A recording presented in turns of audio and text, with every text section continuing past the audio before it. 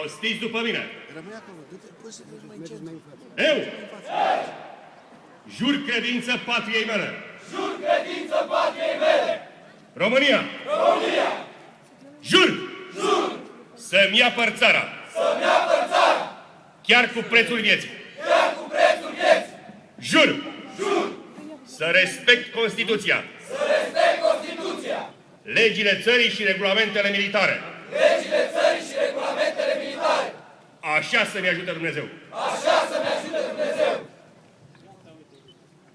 Domnului să ne rugăm.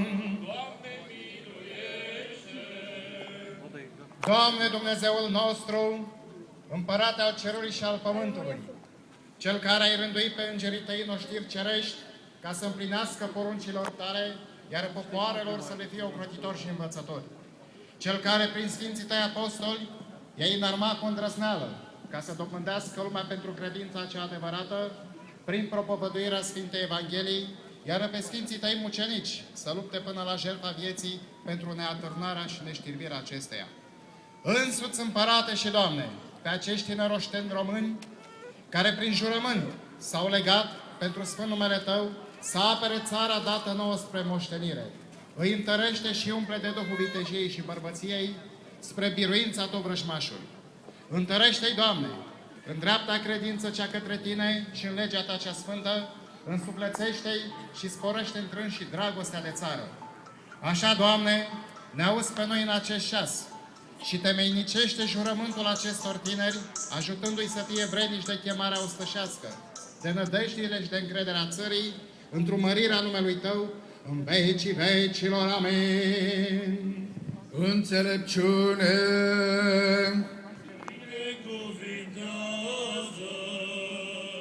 Hristos, adevăratul Dumnezeu nostru, pentru rugăciunile preacuratei Maicii sale, cu ale Sfinților, Măriților și întru tot lăudaților apostoli, cu puterea cinstitei și de viață făcătoarei cruci, cu ale Sfinților Împărați Constantin și mama sa Elena, ocrotitorii orașului nostru, cu ale Sfântului Marelui Mucenic Gheorghe, purtătorul de biruință, ocrotitorul armatei române, cu ale Sfinților martiri brâncoveni, ocrotitorii unităților militare din Caracal și cu ale tuturor Sfinților Săi, să ne miluiască și să ne mântuiască pe noi, ca un bun și de oameni iubitor.